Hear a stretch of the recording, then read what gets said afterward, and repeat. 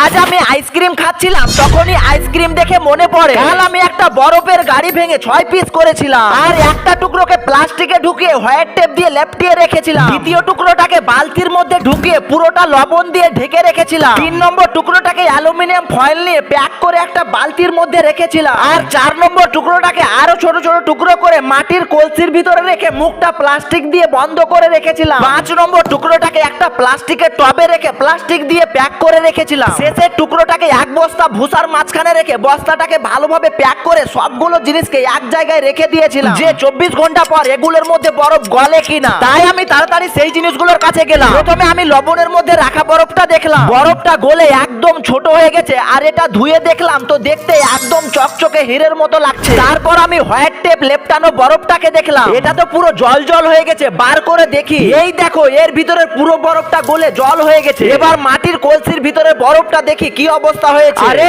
এটাও তো পুরোটা জল জল হয়ে গেছে। এবার ফয়েল পেপারের মধ্যে রাখা বরফটা দেখি কি রকম হয়েছে। এটা তো দেখতে ভালোই মনে হচ্ছে। আরে যা, এর ভিতরেও বরফটা গলে জল জল হয়ে গেছে। এবার প্লাস্টিকের টবের মধ্যে রাখা বরফটা দেখি কি রকম অবস্থা হয়েছে। এটাও পুরো গলে জল জল হয়ে গেছে। এবার শেষে এক বস্তা ভুসার মধ্যে রাখা বরফটা দেখি কি রকম অবস্থায় আছে। দাঁড়াও, এটা দেখার আগে ভিডিওটিতে লাইক দিয়ে চ্যানেলটা সাবস্ক্রাইব করে দাও। ও ভাই দেখো, ভুসার মধ্যে বরফটা একটুও গলেনি। আমি জল ঢেলে দেখাচ্ছি।